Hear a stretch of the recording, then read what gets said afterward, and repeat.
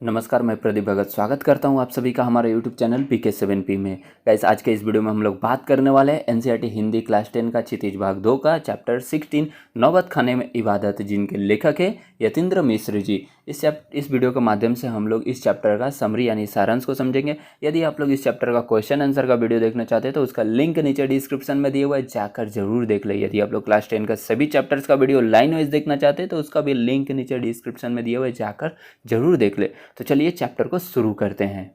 देखिए, यतीन्द्र मिश्र का जन्म सन 1977 में अयोध्या के उत्तर प्रदेश में हुआ था। उन्होंने लखनऊ विश्वविद्यालय लखनऊ से हिंदी में MA किया। वे आजकल स्वतंत्र लेखन के साथ अर्धवार्षिक साहित्य पत्रिका का संपादन कर रहे हैं, यानी वे आज भी जीवित है। सन 1999 में साहित्य और कलाओं के संवर्धन और अनुशीलन के लिए एक संस्कृत न्यास विमला देवी फाउंडेशन का संचालन भी कर रहे हैं। यतीन्द्र मिश्र के 3 काव्य संग्रह प्रकाशित हुए हैं। क्या क्या है? यदा कदा, अयोध्या तथा अन्य कविताएं, ड्योरी पर आलाप। इसके अलावा शास्त्रीय गायिका गिरिजा देवी के जीवन और संगीत साधना पर एक पुस्तक गिरिजा भी लिखी है इन्होंने। रीतिकाल के अंतिम प्रतिनिधि कवि द्विजदेव की ग्रंथावली 2000 का सह संपादन किया। कुंवर नारायण पर केंद्रित 2 पुस्तकों के अलावा स्पीक मौके के लिए विरासत 2001 के कार्यक्रम के लिए रूपांतर कलाओं पर केंद्रित थाती का संपादन भी किया। युवा रचनाकार यतीन्द्र मिश्र को भारत भूषण अग्रवाल कविता सम्मान, हेमंत स्मृति कविता पुरस्कार, ऋतुराज सम्मान आदि कई पुरस्कार प्राप्त हुए हैं। कविता, संगीत व अन्य ललित कलाओं के साथ साथ समाज और संस्कृति के विविध क्षेत्रों में भी उनकी गहरी रुचि है। अब हम लोग जान लेते हैं इस चैप्टर का समरी को शॉर्ट में। देखिए, नौबत खाने में इबादत प्रसिद्ध शहनाई वादक उस्ताद बिस्मिल्लाह खान पर रोचक शैली में लिखा गया व्यक्ति चित्र है। ये जिसको मतलब तौर पे करके लिखा गया है वो उनका नाम क्या था? उस्ताद बिस्मिल्लाह खान।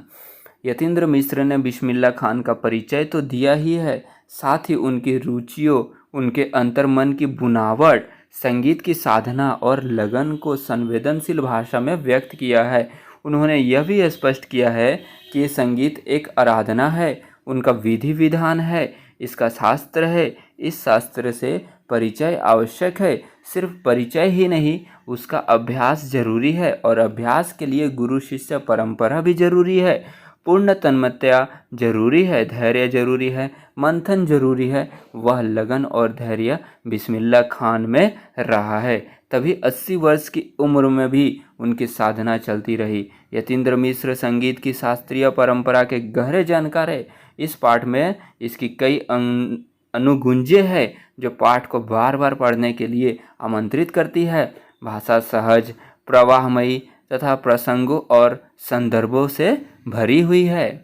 अब आइए इस पाठ का हम लोग समरी को यानी सारांश को शॉर्ट में समझते हैं, क्योंकि यह चैप्टर बहुत ही बड़ा है। अगर ये चैप्टर आप लोगों को मैं पढ़ के पूरा समझाने चाहूँगा तो पूरा ये चैप्टर आप लोगों को 40 मिनट लग जाएंगे पढ़ने में, लेकिन मैं आप लोगों के लिए एक समरी तैयार किया हूँ जो बहुत ही शॉर्ट में आप लोगों को वह समरी से यानी सारांश से आप लोगों को यह चैप्टर समझ में आ जाएगा।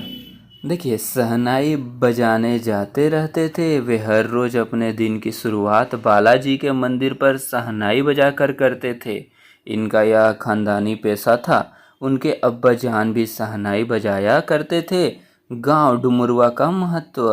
अमरुद्दीन का जन्म डुमरुआ में हुआ। 5 से 6 वर्ष के बाद वह डुमरुआ से ननिहाल काशी में आ गए थे। वैसे तो डुमरुआ का इतिहास में कई स्थान नहीं है।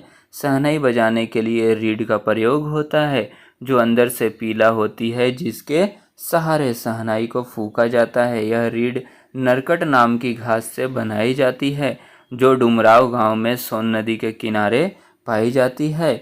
बस इतनी सी महत्व है डुमरवाव की। फिर उस्ताद बिस्मिल्लाह खान का जन्म भी डुमराव में हुआ था। अब हम लोग बात करते हैं अमरुद्दीन की संगति के प्रति आसक्ति। ढेरों साक्षात्कारों में बिस्मिल्लाह खान ने बताया कि अपने जीवन के आरंभिक दिनों में संगीत के प्रति आसक्ति 2 गायिका बहनों रसूलन बाई और बतुलन बाई से मिली। 14 साल के अमरुद्दीन को बालाजी के पुराने मंदिर में रियाज के लिए जाना पड़ता था। बालाजी के मंदिर का रास्ता इन दोनों बहनों के यहाँ से होकर जाता था। अमरुद्दीन के दोनों बहनों का गाना अच्छा लगता था। शहनाई का इतिहास। वैदिक इतिहास में शहनाई का कोई उल्लेख नहीं मिलता है। इसे सुशिर वाद्यों में गिना जाता है। 16वीं शताब्दी के उत्तरार्ध में तानसेन के द्वारा रची बंदिश में शहनाई, मुरली, वंशी, श्रृंगी एवं मूर्छंद आदि का वर्णन आया है। अवधी पारंपरिक लोकगीतों एवं चैती में शहनाई का उल्लेख बार बार मिलता है। मांगलिक विधि विधानों के अवसर पर यह वाद्य बजाया जाता है।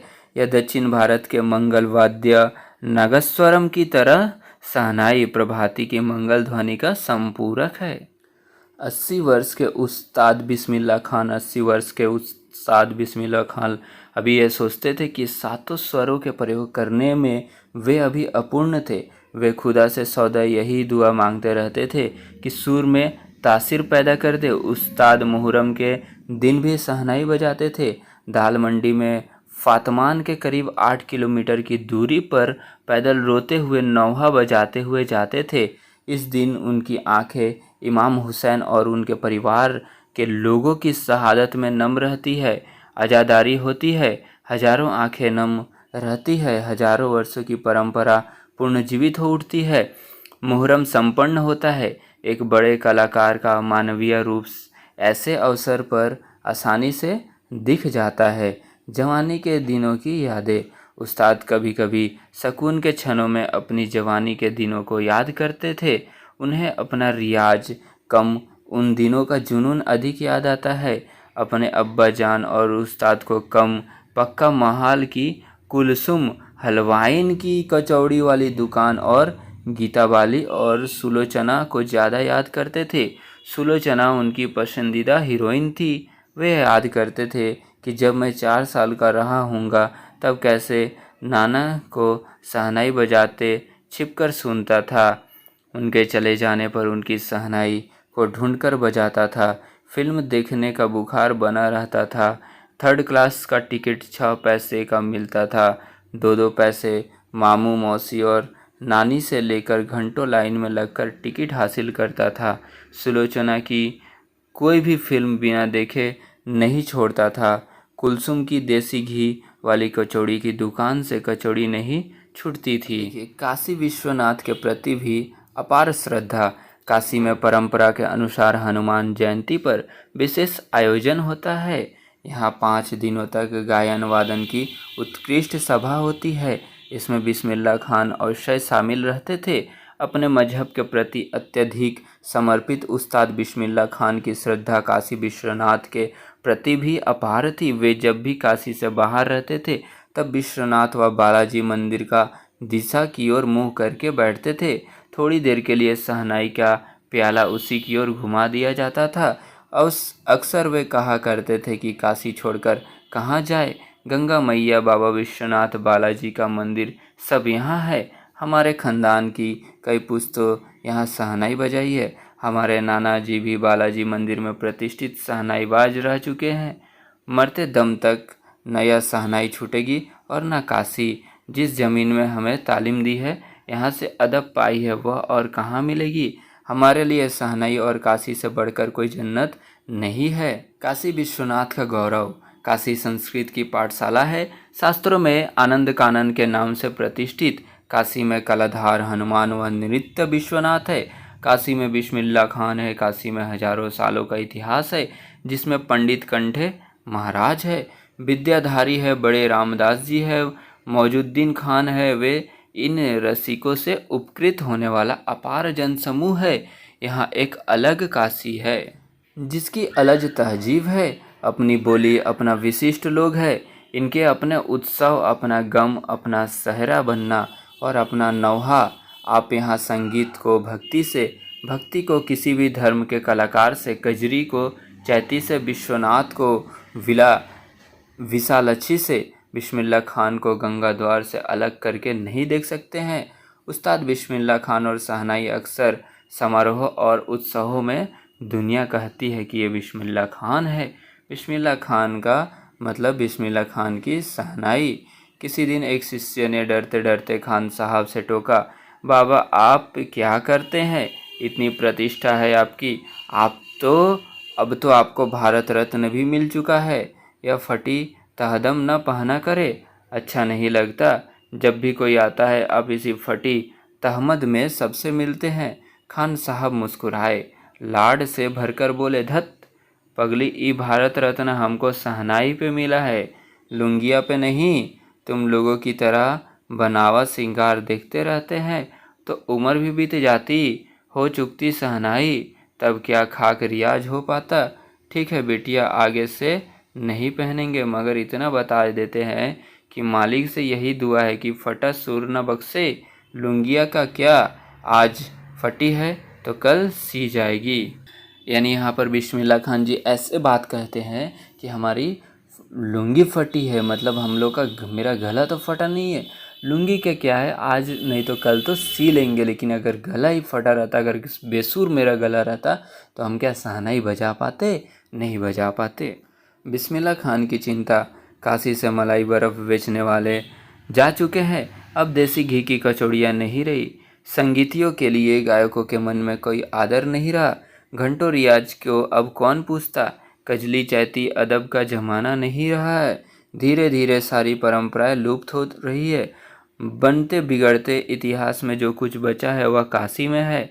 काशी आज भी संगीत के स्वर पर जगती है और उसी की थोपों पर सोती है। काशी में मरण भी मंगल माना गया है। काशी आनंद कानन है। काशी में सबसे बड़ा बात है कि दो कौमों को एक होने व आपस में भाईचारे के साथ रहने पर प्रेरणा देता रहा है। अब देखिए, संगीत के नायक उस्ताद बिस्मिल्लाह खान भारत रत्न से लेकर इस देश के ढेरों विश्वविद्यालय की मानद उपाधियों से अलंकृत व संगीत नाटक अकादमी पुरस्कार एवं पद्म विभूषण जैसे सम्मानों से नहीं, बल्कि अपने अजय संगीत यात्रा के लिए बिस्मिल्लाह खान साहब भविष्य में हमेशा संगीत के नायक बने रहेंगे। 90 वर्ष की भरी बुरी आयु में 21 अगस्त 2006 को संगीत रसिकों की हार्दिक सभा में विदा हुए खान साहब की सबसे बड़ी देन हमें यही है कि पूरे 80 वर्ष उन्होंने संगीत को संपूर्णता और एकाधिकार से सीखने की जीविका को अपने भीतर जिंदा रखा है। यानी 80 साल के आयु में भी वे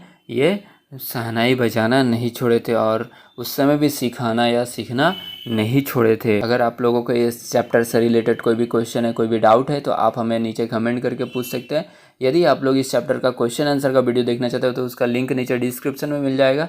यदि आप लोग क्लास 10 का सभी चैप्टर्स का वीडियो लाइन वाइज देखना चाहते हैं तो उसका भी लिंक, प्लेलिस्ट का लिंक नीचे डिस्क्रिप्शन में मिल जाएगा, जाकर जरूर देख लें।